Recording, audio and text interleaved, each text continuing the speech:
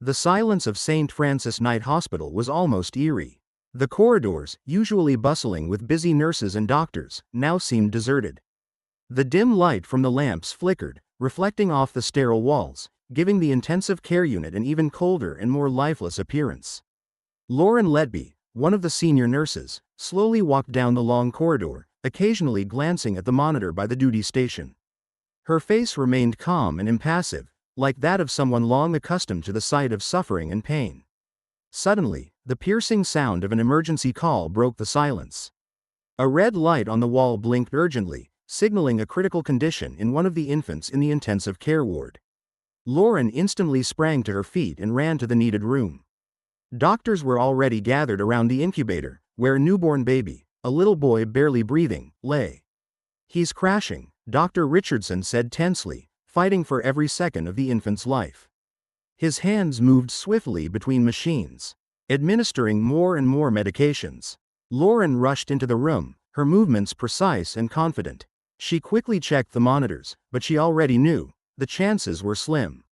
Her hands moved automatically, but something felt wrong. Lauren's face remained blank, almost mechanical, as if the events unfolding had nothing to do with her personally. "Heart's stopping," one of the medics shouted. "Adrenaline, hurry." Lauren handed over the syringe with adrenaline, but her gaze was distant. Far from this place, she watched as the infant's body convulsed in response to another shock from the defibrillator, but the monitors still showed a flat line. The doctors fought with all their might, but after a few minutes, it became clear the baby could not be saved. "That's it," Richardson said quietly, removing his mask and closing his eyes. Time of death, 2:14. Lauren silently left the room, as if all her strength had suddenly drained away. Her quiet footsteps echoed down the empty corridor. She felt a strange, heavy sensation in her chest, as if something in that room had left a mark on her soul. Approaching the sink, she absent-mindedly began to wash her hands. Water trickled down, and then she noticed the sleeve of her gown was stained with blood. The baby's blood. She stared at her hands, not looking away. At first, it was just a small red stain, but it gradually spread across the fabric, as if seeping into it. Lauren didn't flinch, showing no fear or anxiety. She slowly removed the gown and tossed it into the dirty laundry bin. Then she looked at her clean hands as if they could tell her something she didn't know before. The silence returned to the hospital. But inside her, something was stirring. Lauren grew up in a small town in the Midwest, where time seemed to move more slowly. Narrow streets, houses with tidy lawns, and evenings spent around the family table created an illusion of serenity, where every event was predictable. The Letby family was just like the rest. Her father was a mechanic, and her mother was a schoolteacher. Lauren was an only child, and her parents showered her with care and attention. From an early age, Lauren had a calm demeanor. She wasn't interested in noisy games with the neighborhood kids. Instead, she spent long hours in her room, where she had an army of stuffed bears, dolls, and toy animals that she tended to with relentless zeal. On her small bed, it was common to see Lauren carefully bandaging a teddy bear's paw, wrapping an imaginary bandage, or gently rocking a doll to sleep. Swaddled in an old blanket, she called herself Dr. Lauren, and even as a child, she confidently claimed that she would become a nurse. Her parents often laughed as they watched their daughter and told their friends, "Our Lauren has been caring for others since birth." "Mom, Dad," she once declared over dinner, "I will definitely heal people when I grow up. You'll see." Her mother and father were proud of her dream. Her father, wiping his hands after work in the garage, always said, "My girl will bring good to the world," and that phrase became ingrained in Lauren's mind, turning into an unshakable truth. Throughout her childhood, she believed that the world could be made better simply by being kind and caring. Lauren helped her mother around the house, took care of their pets, and even on the school playground, she played the role of rescuer, bandaging her classmates' scraped knees and bringing them water when someone fell and cried. Her teachers noted her diligence and determination. Lauren was always drawn to medical books, even though they were far beyond her age. "Little Miss Nightingale," adults would say with a smile, watching her read encyclopedias and magazines about health and caregiving. But behind this kindness and care, there was a certain persistence. When things didn't go according to her plan, Lauren could withdraw into herself, her face becoming cold and distant. There were times when she would sit in her room for hours, taking apart and reassembling her toys. As if testing or analyzing something. Her parents chalked it up to her introverted nature, thinking that their daughter was simply thoughtful and serious. However, in the small town, Lauren was always seen as the perfect girl, with a future that seemed obvious. Everyone was sure her dream of becoming a nurse would come true, and that one day, she would be saving lives, just as she had dreamed since childhood. Lauren always smiled in response to praise, but sometimes there was something more in her eyes, as if the compliments didn't bring her true satisfaction. Her vision of the world seemed deeper and more complex than just caring for others. Everything she did in childhood was driven by a single goal: to become someone who controls life and death. Lauren Letby graduated from college with honors, holding in her hands the long-awaited nursing diploma. It was the first step toward her childhood dream. She felt that the world had finally opened its doors to her. After years of intense study, internships, and practice, Lauren was ready to begin her real work with real patients and those in need of her care. She had no doubt that a brilliant career awaited her. She was accepted at St. Francis Hospital in Chester, Ohio. It was a large and respected hospital, staffed with top-level professionals, and for Lauren, it seemed like the perfect launchpad. She arrived in Chester with genuine enthusiasm, confident that here she could prove herself and fulfill all her ambitions. The first few months of work were filled with constant learning. Lauren was the new nurse, and her senior colleagues did their best to help her adjust to the hospital's rhythm. But, just as in her childhood, Lauren approached her work with extreme precision and focus, striving for perfection. She quickly mastered all the processes and procedures required in her new role. Senior nurses and doctors noticed her diligence and composure in stressful situations. "Lauren, you're made for this job," Dr. Richardson, the head of the neonatal intensive care unit, said to her one day. "You have a natural talent." Lauren nodded gratefully, hiding her pride behind a polite smile. She had always known she would excel in this field. Her calmness and attention to detail had become her calling card. In moments when other nurses panicked or felt uncertain, Lauren remained composed and methodical. She quickly earned the trust of her colleagues, who began to rely on her in the most challenging situations. Among patients, Lauren was also well respected. The parents of infants under her care in the neonatal intensive care unit admired her dedication and professionalism. Lauren always found the right words to reassure them, promising that their children were in good hands. "She's like a guardian angel for our babies," grateful parents would often say as they left the ward. From the start, Lauren chose to work with newborns, believing that caring for infants was the highest expression of responsibility and compassion. These tiny lives, just beginning their journey, were entirely dependent on her skills and attention. She felt needed, almost omnipotent, as she controlled their every breath, every second of their existence. With each shift, her reputation in the hospital grew. Management increasingly entrusted her with more responsibilities, and she was assigned to the most challenging shifts. Doctors spoke among themselves, saying that during her shifts, the unit ran like clockwork. No one made mistakes, and even the most critical infants made it through crises with minimal losses. But behind her flawless professionalism, there was something more.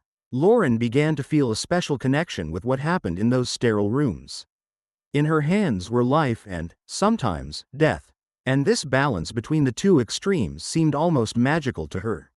Lauren wasn't just caring for infants, she was, in a way, controlling their fates. It was a regular day in the neonatal intensive care unit.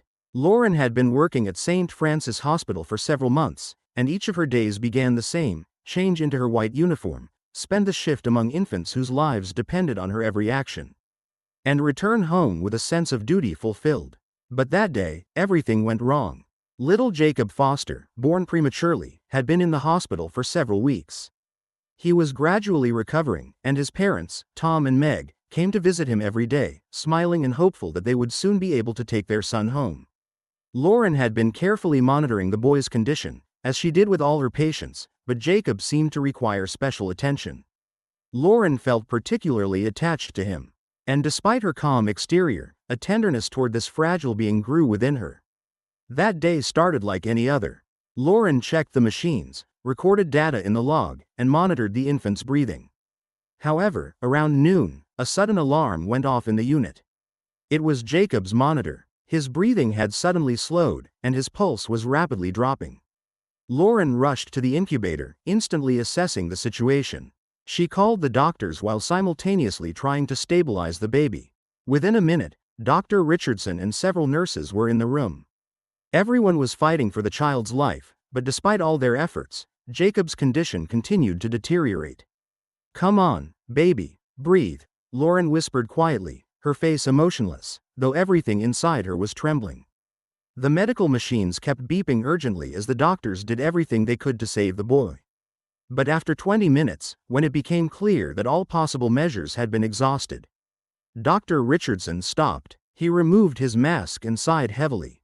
"Time of death, 1:45 p.m., he announced dryly. The room fell into silence, interrupted only by the sounds of the medical equipment. Lauren stood by the incubator, staring at the lifeless body of the baby who had been alive just an hour ago. Her face showed no surprise or fear, only a distant calm. The doctors couldn't explain what had happened. There were no visible reasons for such a sudden death.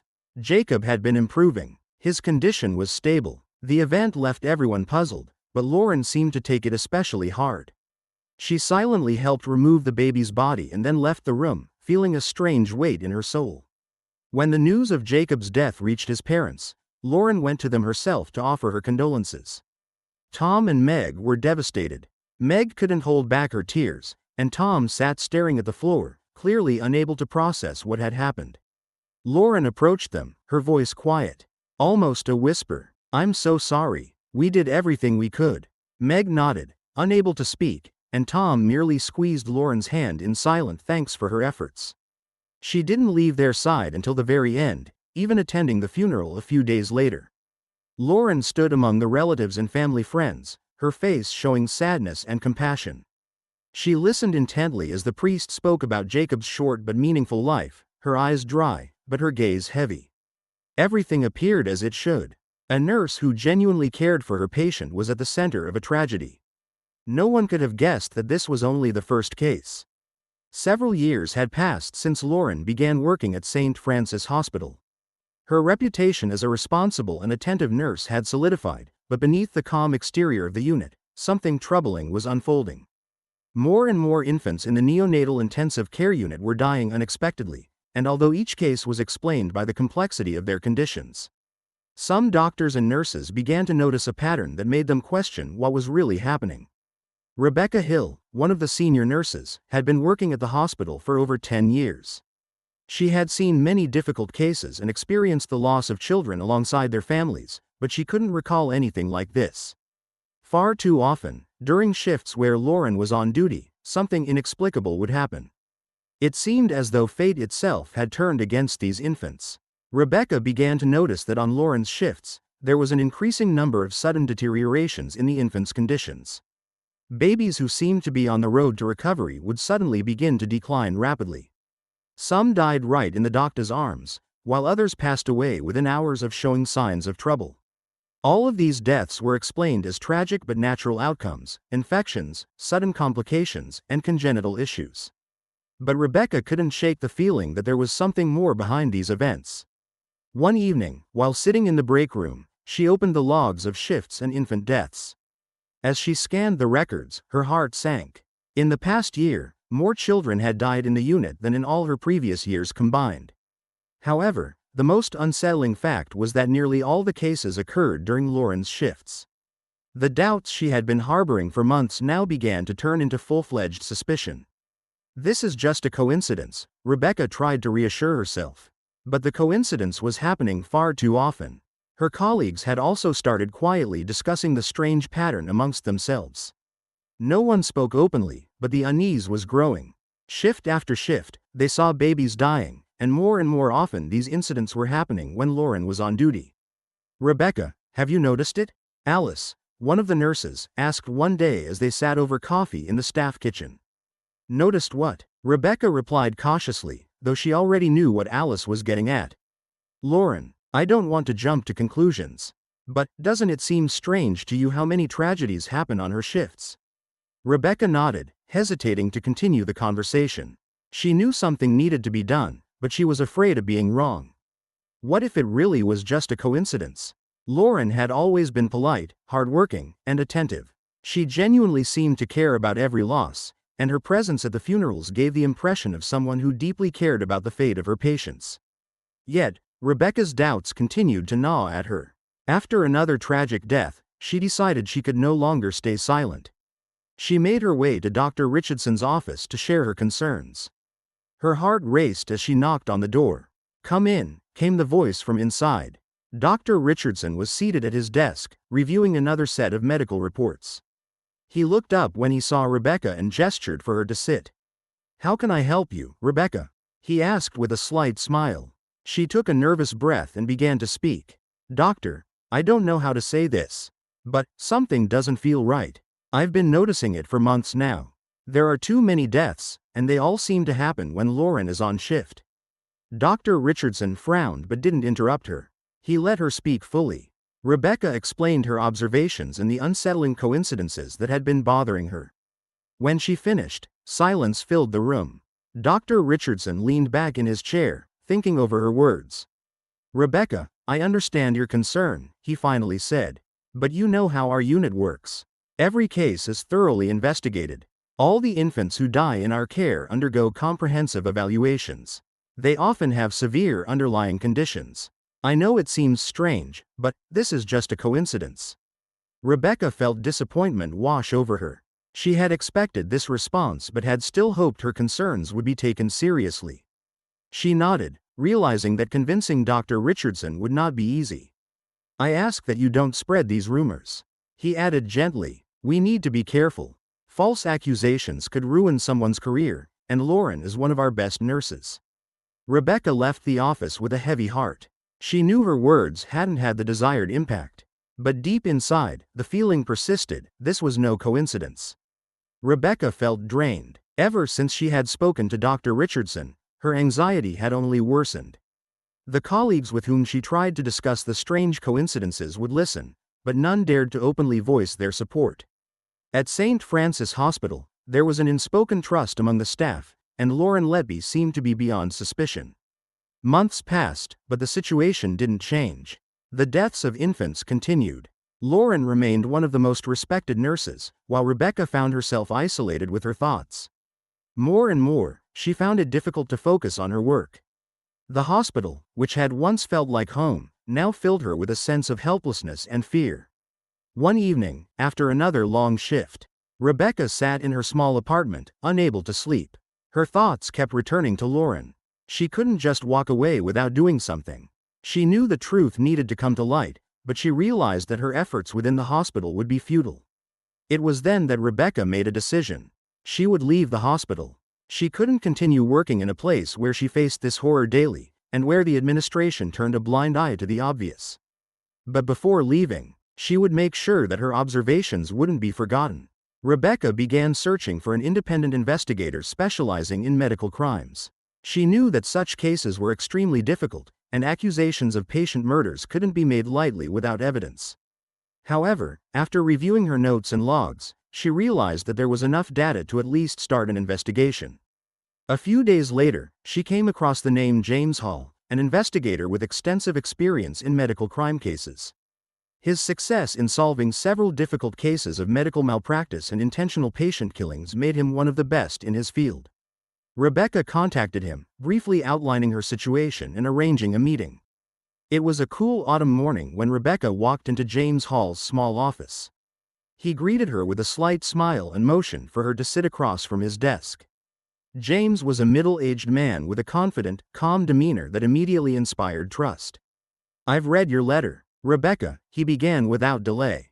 "These are serious accusations, but I need more information to understand what we're dealing with." Rebecca pulled a small folder of copied logs and records from her bag. She handed them to Hall and began to tell him everything she knew. She detailed the suspicious infant deaths, the recurring patterns during Lauren's shifts, and the administration's reluctance to acknowledge these troubling signs. James listened carefully, never interrupting. He flipped through the pages of her observations, occasionally pausing on specific dates and names. "There are a lot of details in this folder," he said, finally looking up. "But for now, these are just suspicions. I'll need to conduct my own investigation." "I understand," Rebecca replied quietly, nervously wringing her hands. "But I can't stay there any longer. If I stay in the hospital, nothing will change, and more lives will be lost." James nodded, taking her words seriously. "You're doing the right thing. But be prepared for this to take time. Cases like this are complex. We need more than just coincidences, we need evidence. However, I promise I'll start looking into all possible angles right away." For the first time in a long while, Rebecca felt a sense of relief. Finally, someone was listening. "Thank you, James," she said, standing up from the table. "I hope you can uncover the truth." "We'll do our best," he replied, walking her to the door. "But be careful. In cases like these, the truth can sometimes be dangerous." Rebecca left Hall's office with the feeling that she had done all she could. The next day, she submitted her resignation to St. Francis Hospital. In her resignation letter, she made no mention of her suspicions about Lauren, choosing instead to leave that matter in the hands of those who could truly make a difference. Rebecca's departure caused little stir at the hospital. Most people attributed her decision to burnout, as working in intensive care was always emotionally taxing. Lauren continued working as if nothing had happened. And the infant deaths did not stop. But now, behind the scenes, James Hall was on the case, quietly starting his own investigation to uncover what was really hiding behind these coincidences. From 2013 to 2015, the neonatal intensive care unit at St. Francis Hospital faced difficult times. The number of infant deaths continued to rise, and each case was shrouded in mystery. Doctors and nurses tried to find logical explanations, attributing the incidents to complications, congenital pathologies, or the newborn's fragility. But no one could ignore one unsettling pattern: Lauren Letby was always present. Her colleagues noticed that Lauren wasn't just nearby when these events occurred, she actively sought to participate in every resuscitation. She carried out her duties with incredible dedication, stepping in during the most critical moments, and always offering her help. It seemed she simply couldn't stand aside when tragedy struck. But with each new case, the anxiety and doubts among those around her grew stronger. The first blow came in early 2013 when a baby, who had just been transferred to the unit after a successful surgery, suddenly died. The doctors were confident that the baby was recovering, but everything changed in a matter of minutes. Lauren was on duty that night, and when the alarm sounded in the ward, she was the first to arrive. The baby began to have difficulty breathing, and its condition deteriorated rapidly. Lauren immediately took charge of the resuscitation and called for the doctors. But it was already too late. The doctors concluded that the baby had died due to complications from the surgery, although they admitted that it was an extremely rare and unusual case. Lauren seemed devastated, but her behavior remained impeccable. She offered comfort to the parents, organized the memorial arrangements, and stayed by their side during the hardest moments. A year later, in 2014, another tragedy occurred. This time, under Lauren's care, was a newborn boy named Noah, who had been steadily recovering after premature birth for several weeks. His family was filled with hope and preparing for his imminent discharge. Lauren, as always, was attentive and caring, especially in the final weeks of his stay at the hospital. But one morning, when the parents arrived to visit their son, they found doctors crowding around his incubator. The baby had suddenly stopped breathing, and neither Lauren nor the doctors could bring him back to life. The parents were in shock. Just hours earlier, he had been completely healthy. Once again, Lauren played the role of the caring nurse, soothing the grieving parents and explaining how hard everyone had tried to save him. Her colleagues couldn't help but notice that Lauren was always the most caring. In times of loss, she wasn't the kind of nurse who withdrew into herself or distanced herself from the tragedy. On the contrary, she was involved at every step, from the first resuscitation efforts to comforting the families. Her eyes showed sincerity, and her voice was warm and compassionate, but something about it was subtly unsettling. She was always too close to the tragedies. In the summer of 2015, a third sudden death occurred: a baby girl named Layla, who was almost ready to leave the unit. Her condition had stabilized, and the family was preparing for her long-awaited discharge. But at the last moment, everything changed. Lauren was with the baby that night. Layla suddenly began struggling to breathe, and despite emergency measures, she died within hours. The same questions arose once more, and again Lauren was at the center of the events.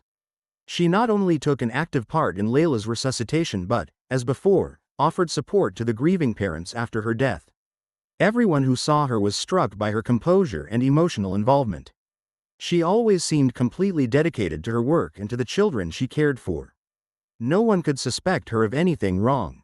But behind the scenes, among the staff, a sense of unease was growing. Doctors began whispering, trying to find some explanation for these deaths. Lauren remained the perfect nurse in everyone's eyes.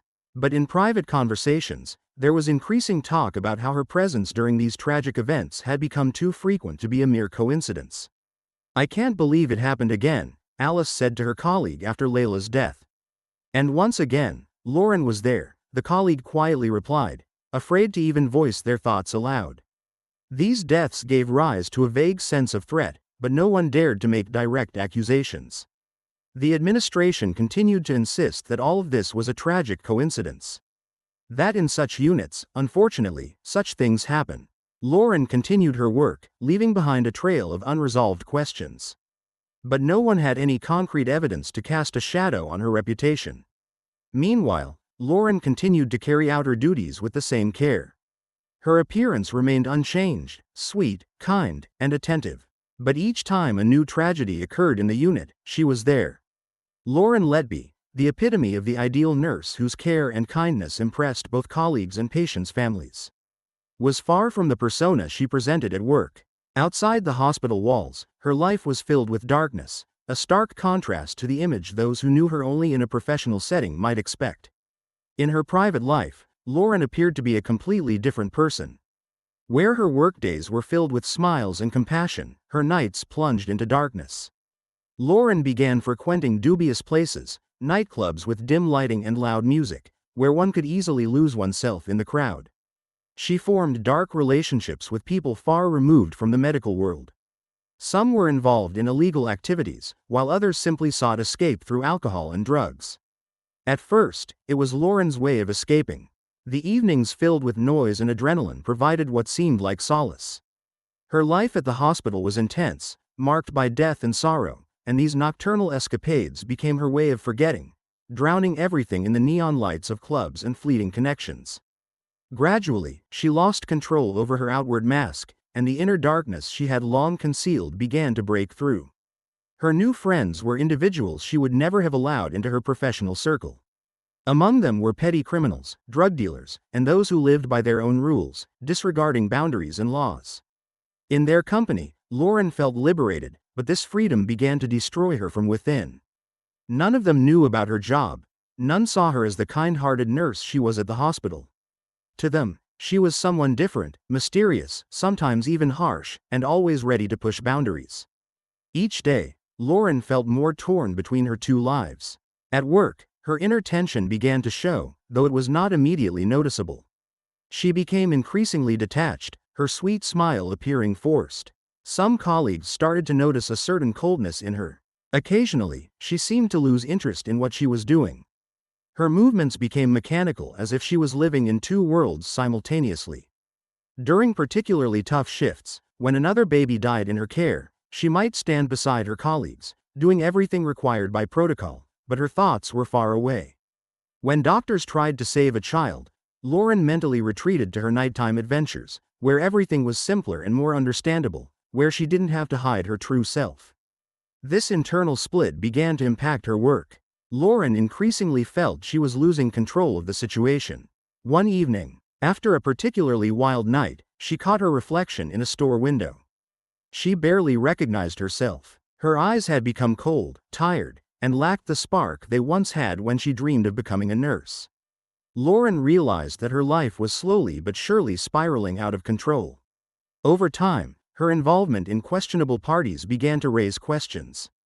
Although no one at the hospital knew, some acquaintances from her nightlife began to suspect that she was not what she seemed. Lauren tried to maintain control, but she increasingly felt that the boundaries between her double life were starting to blur. One morning, after an especially raucous night, Lauren arrived at work later than usual. Her eyes were red, her movements slow. No one said anything directly, but the looks from her colleagues spoke volumes. She knew something was changing. Her colleagues stopped smiling at her as easily and began asking more questions. Several times, she caught doctors looking at her with unusual intensity. The internal tension grew. Her nightlife no longer provided the relief she sought. On the contrary, each time after these parties, Lauren felt an increasing emptiness. Her dark side began to occupy more space, and it was now affecting her work. Infant deaths, which once seemed distant and tragic, began to be met with cold calmness. Her hands, once trembling with fear and anxiety, now worked with no emotional response. She no longer felt the emotions her colleagues did. Lauren knew she was different, but no one had seen it yet. She couldn't ignore the fact that her life was rapidly becoming something uncontrollable, and the further it went, the harder it was to remain the same. Time passed, and inside Lauren, a void grew that neither work nor nighttime escapades could fill.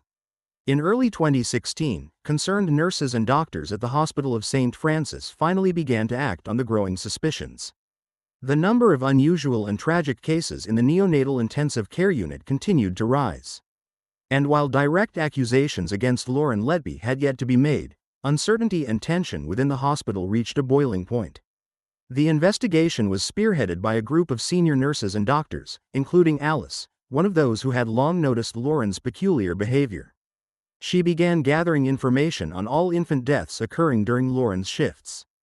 Alice and her colleagues, such as James and Carla, discussed the situation and decided an unofficial internal investigation was necessary.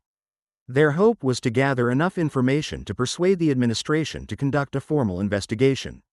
The process began with innocuous steps, listening to conversations, reviewing shift schedules, and exchanging information about issues with colleagues.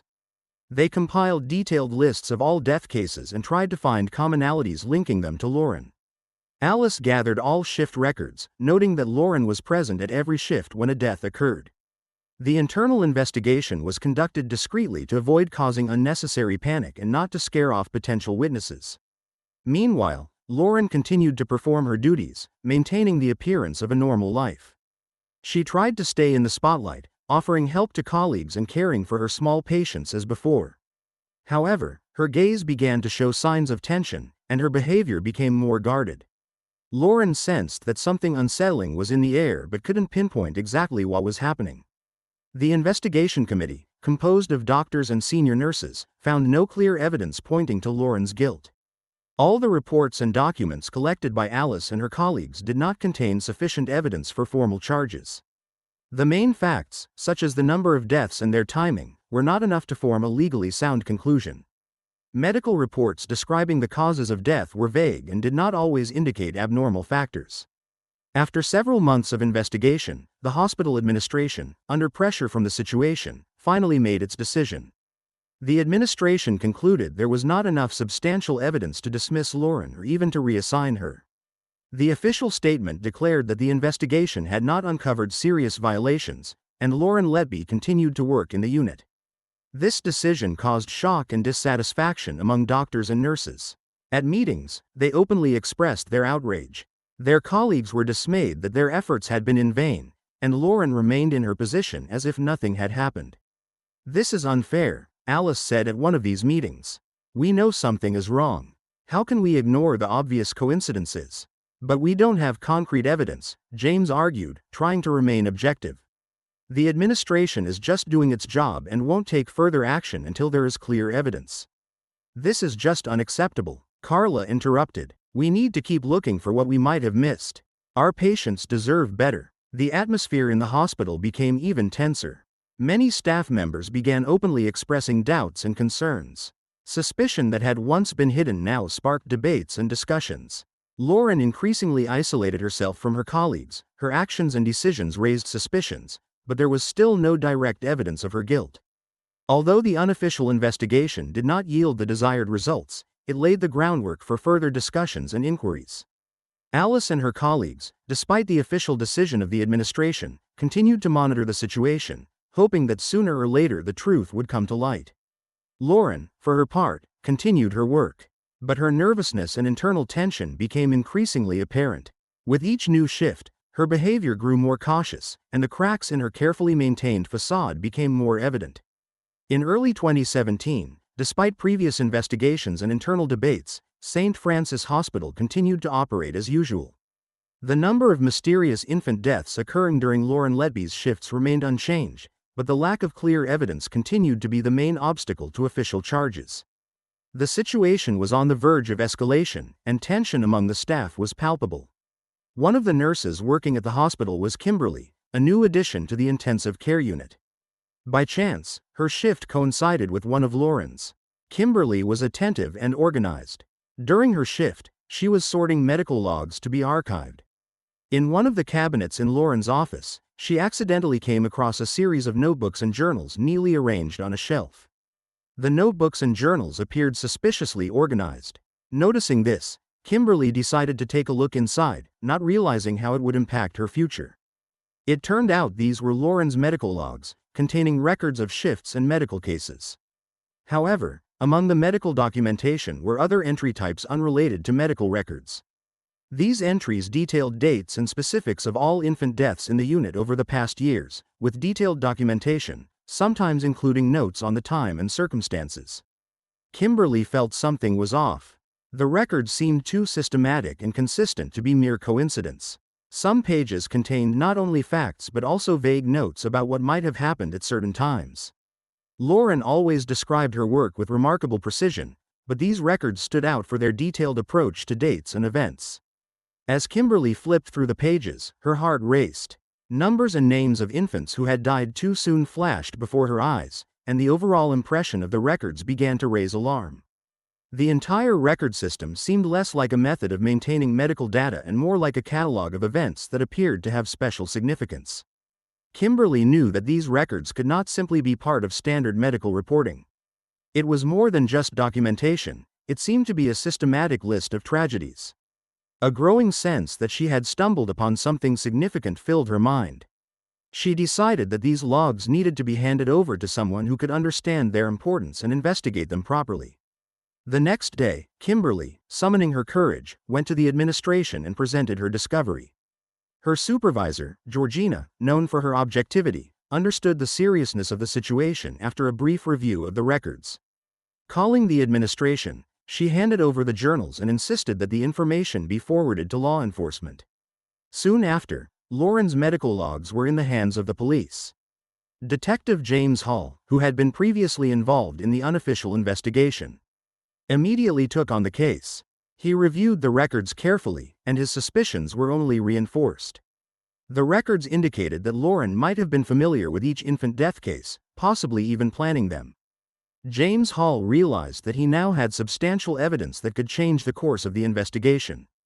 The journals contained not only data but also details suggesting that Lauren had deliberate control over the situation. The police began an official investigation, analyzing the records and cross-referencing them with medical data on each case. St. Francis Hospital was stunned by the news. The revelation of such evidence sent shockwaves through the public and media. Hospital staff, shocked that Lauren Letby might be involved in crimes, began anxiously following the developments. Lauren's colleagues, who had previously remained silent and cautious, now understood that their concerns had been justified. The investigation gained momentum, and each new step in the search for truth revealed more shocking details. Trust in the hospital's medical staff wavered, and it was clear that forthcoming events would change everything they knew about their work and colleagues. By late 2017, Detective James Hall began an in-depth investigation following the discovery of Lauren Letby's medical journals. This was a turning point in the case, and Hall realized he now had a real opportunity to uncover the truth about the mysterious infant deaths at St. Francis Hospital. Hall's first step was to re-interview hospital staff. He wanted to gather the perspectives of those who might have insight into what was happening. He met with former and current nurses, doctors, and administrative personnel. One of the first he spoke to was Kimberly, the nurse who had discovered the journals. Kimberly, still disturbed by what she had found, explained to Hall her observations and how she came across the records. She described her concern and amazement at the organization of the records. Hall noted her testimony and included it in his case file. The next step was to talk to Lauren's colleagues who had not been involved in the investigation before. Alice, James, and Carla, nurses who had previously suspected Lauren, became crucial witnesses. They confirmed their suspicions that infant mortality increased during Lauren's shifts. They described peculiarities in her behavior, such as her inexplicable calmness and periodic detachment. They all agreed that, despite the lack of concrete evidence, Lauren's presence during tragic events seemed highly suspicious. James Hall also spoke with doctors who had worked with Lauren. Many admitted they could not find clear medical reasons for the infant's deaths. They recounted how Lauren was often present during tragedies and her ability to maintain composure in the most difficult situations. The detective meticulously examined medical records and cross-referenced them with Lauren's journals. He found that many cases matched the dates and events Lauren mentioned in her logs. Some details, such as specific medical procedures and treatment features, are also aligned with medical protocols. A significant part of the investigation involved examining Lauren Letby's background. Hall discovered that her personal life was full of contradictions. He spoke with acquaintances who confirmed changes in her behavior, from outward calmness to unexplained mood swings and interests. This helped paint a fuller picture of her personality and possible motives. During the official investigation, Hall also noted that Lauren had access to medical drugs that could have been used to harm infants. A review of pharmaceutical records revealed that Lauren frequently had access to medications that could produce symptoms consistent with those observed in the deceased infants. The police also searched Lauren's apartment, where they found additional records and items that could be related to the case. All this corroborated her deep involvement in the situation. As the investigation progressed, James Hall began to build a clear picture of what had happened at the hospital. He realized that he now had enough grounds to press charges. Documents, witness testimonies, and medical records began to form a compelling case for deliberate action. Hall knew he was close to uncovering the truth, but he needed to proceed with caution. Every action could significantly impact the case. As the investigation advanced, he also began preparing materials for court, ensuring that everything was done correctly and no details were overlooked. St. Francis Hospital, learning about the depth and seriousness of the investigation, was under intense pressure. Staff began openly discussing the investigation and expressing their concerns. The atmosphere at the hospital became increasingly tense, with each new step in the investigation adding to the tension. James Hall continued to work on the case, understanding that he was on the brink of uncovering one of the most shocking medical tragedies in history. Each new revelation brought him closer to the truth, and he knew that, despite all the challenges, he had to see the case through to the end. In early 2018, Detective James Hall officially summoned Lauren Letby for questioning. This was a critical moment in the investigation, and Hall knew that the interrogation could be key to uncovering the truth.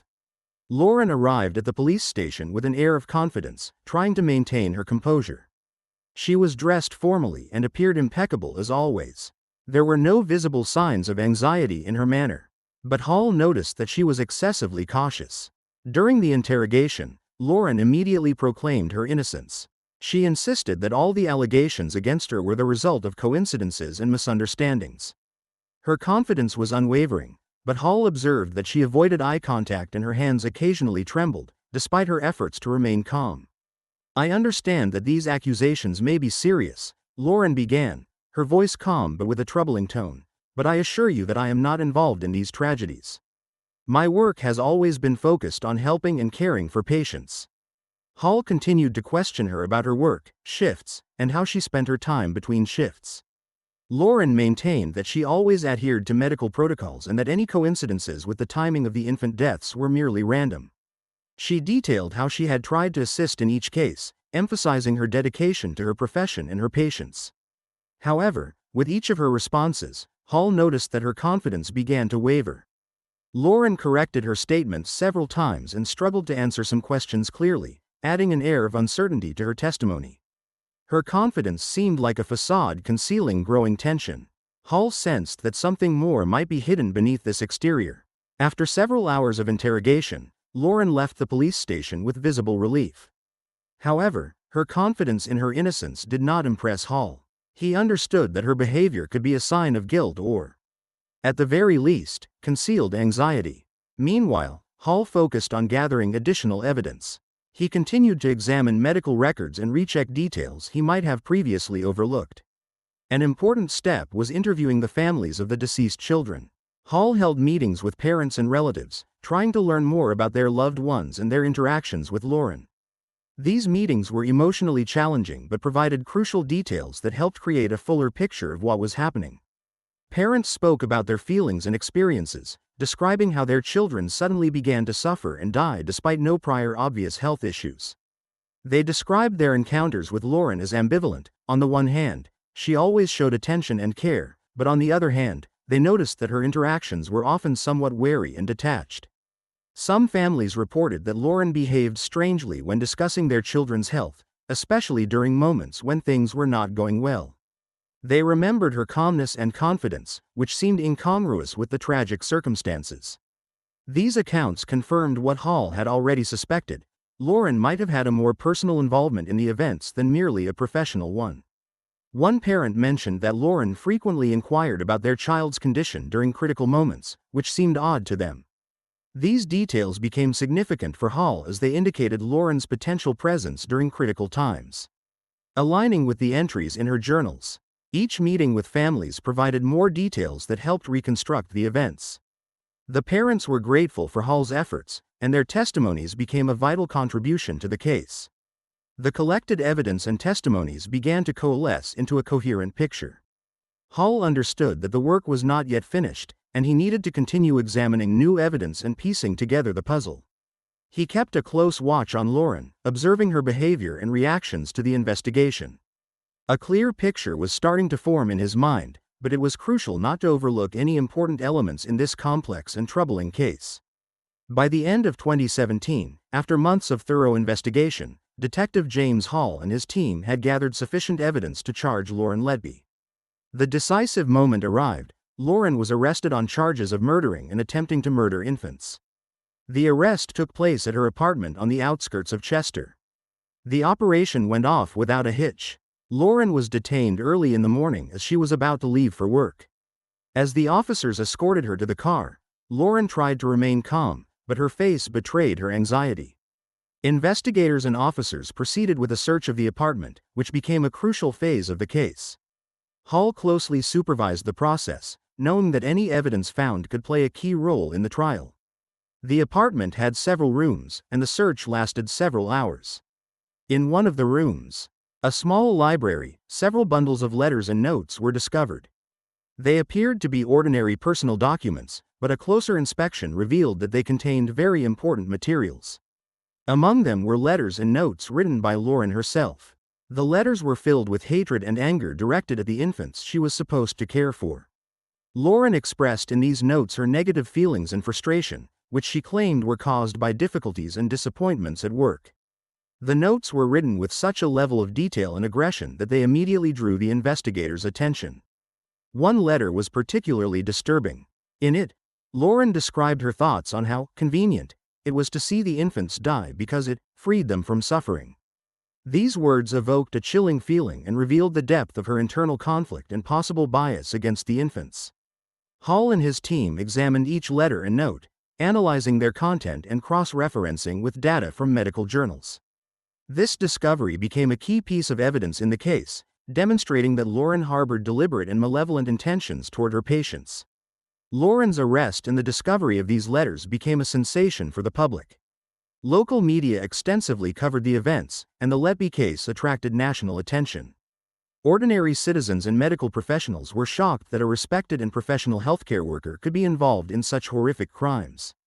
After her arrest, Lauren was held in custody. At her first court appearance, she again denied her guilt, but her confidence was undermined by the evidence found.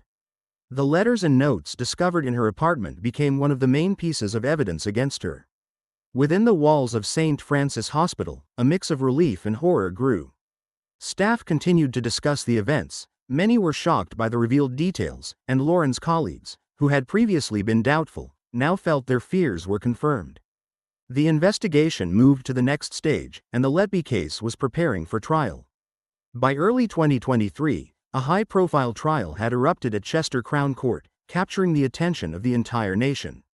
Lauren Letby, charged with the murders of 8 infants and the attempted murders of 10 more, appeared in court. The trial became one of the most sensational in the history of American justice, with every detail of the case discussed extensively in the media and public. The trial began with a tense atmosphere in the courtroom. Lauren, dressed in a formal suit, sat in the defendant's dock with an unwavering expression of innocence. Her lawyers argued that all the charges were the result of misunderstandings and coincidences and that the prosecution's evidence was merely misinterpreted data. The prosecution, on the other hand, prepared a powerful and convincing case. The trial began with the presentation of shocking evidence gathered during the investigation. Prosecutor Catherine Martin commenced her argument with a detailed description of the shocking facts related to Lauren's actions. Members of the jury, Martin began, her voice firm and resolute, "We will present evidence that Lauren Letby deliberately administered dangerous substances to infants, leading to their deaths. We will show that her actions were not accidental, but carefully planned." The prosecutors presented medical records that clearly indicated Lauren had repeatedly administered medications in doses that were above normal. These substances caused severe complications in the infants, aligning with the cases of their sudden deaths documented in the medical records. Experts confirmed that some of the substances used should not have been administered in such doses and that their introduction could have caused immediate and fatal consequences. Furthermore, the prosecution presented letters and notes found in Lauren's apartment as evidence of her premeditated actions. These materials were used as key evidence of her malicious intent and hatred toward the infants. Letters describing Lauren's negative feelings and her desire to free the children from suffering were used to demonstrate her deliberate actions. During the trial, numerous witnesses were called, including doctors and nurses who had worked with Lauren. They testified about the strange and suspicious circumstances they observed during her shifts. Their testimonies confirmed that Lauren was often present with patients when they were in critical condition and that her behavior was odd and suspicious. However, Lauren continued to assert her innocence. Her lawyers attempted to challenge the prosecution's evidence, claiming that all the events could be merely the result of coincidences and medical complications and that the letters and notes were taken out of context from her personal experiences. They also tried to portray Lauren as a victim of circumstances and misinterpreted data. Lauren's defense team argued that her actions were mistakes, not malicious. They claimed that the data on medical drugs might have been misinterpreted and that Lauren was innocent. The trial continued for several weeks, with each day bringing new twists. The prosecution presented its evidence, while the defense sought to disprove it. The courtroom saw tense moments, and every new fact only reinforced the belief that the Lauren Letby case was one of the most complex and harrowing medical tragedies ever examined in legal practice. By the end of the trial, all materials and evidence had been presented, and the jury now faced the task of reaching a verdict. The trial had already left an indelible mark on the public, and everyone awaited the decision that would conclude this tragic and complex case. In early autumn 2023, the trial of Lauren Letby reached its conclusion. The courtroom was filled with spectators, including media representatives, victims and their families, and the public following the trial through news and social media. The anticipation was palpable, and every attendee felt the weight of the moment. On the final day of the trial, after thorough deliberation and review of all evidence, the jury returned to the courtroom to deliver the verdict. The atmosphere was charged with excitement and expectation. Lauren Letby sat in the defendant's dock, her face a mask of neutrality, though she was likely feeling fear and anxiety deep down. The jury's verdict shocked the entire country. Lauren Letby was found guilty of the murders of 8 infants and the attempted murders of 10 more. The announcement of the verdict caused an explosion of shock and loud reactions in the courtroom. The faces of those present were a mix of tears and sheer disbelief. When the judge pronounced the sentence, public opinion was divided but predominantly marked by anger and dismay. Lauren was sentenced to life imprisonment without the possibility of parole, a consequence of her actions that had stunned the nation. Lauren Letby's name became synonymous with evil in the medical field. She was portrayed in the media as a symbol of malevolence, and her actions were subjected to widespread public condemnation. The shock from her crimes was so profound that many began to question the reliability and safety of the healthcare system. The revelations made during the trial raised numerous questions about internal controls and safety protocols in hospitals. Discussions focused on how the healthcare system could have allowed such a case to spiral out of control. Public debates addressed the shortcomings in monitoring medical staff and the need for reforms in the healthcare system. Criticism was directed at the Hospital of St. Francis, which had previously failed to take adequate measures to prevent the tragedies. Health services and medical institutions across the country began reviewing their procedures to prevent similar occurrences. This led to widespread inspections and reforms aimed at improving quality control and patient safety. For the families of the deceased infants, the verdict was a moment of justice. Although they received justice, the grief and loss they experienced remained with them forever. They continued to work on preserving the memory of their children and drawing attention to issues of safety in healthcare. The trial of Lauren Letby became an event that left an indelible mark on society and the healthcare system. It underscored the importance of rigorous oversight and ongoing improvement in medical procedures and demonstrated how one individual could trigger national-level shock and reform. Following the verdict and sentencing, Lauren Letby was transferred to a prison to serve her life sentence without the possibility of parole. The transfer went smoothly, but her incarceration remained a hot topic of public discussion. In prison, Lauren began a new life, separated from society and her former life. Her days were now filled with routine tasks and strict rules typical of penitentiary institutions. Psychological pressure and isolation from the outside world became her new reality. Lauren remained alone with her thoughts and memories, despite the ongoing media and public attention on her fate. The media attention did not diminish after her arrest and conviction. Reports continued to cover her story from various angles. Some publications portrayed her as a psychopath, depicting her as someone with severe mental disorders and pathological cruelty. These articles were filled with theories about her possible motivations and psychological state, based on her personal letters and notes. Conversely, other sources depicted Lauren as a victim of the system, blaming her involvement on the failures of the healthcare system and societal pressure. Some commentators argued that her actions were a result of professional stress and a lack of support from colleagues and management. These perspectives sparked widespread public debate and division. Over time, the story of Lauren Letby became the subject of numerous discussions and theories. Her personality and motivations remained a mystery to many, and despite official conclusions, some continued to seek explanations and reasons for her behavior. Her unusual mix of professional success and tragic crimes made her story even more enigmatic and provocative.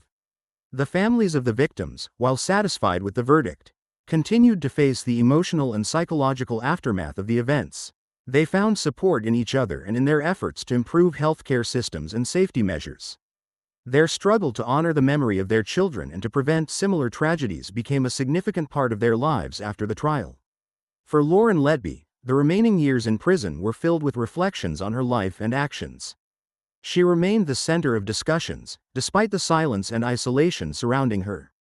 Lauren's story continued to stir public consciousness and served as a reminder of the complexities and dark aspects of human nature that sometimes hide behind the facade of societal expectations and professional success.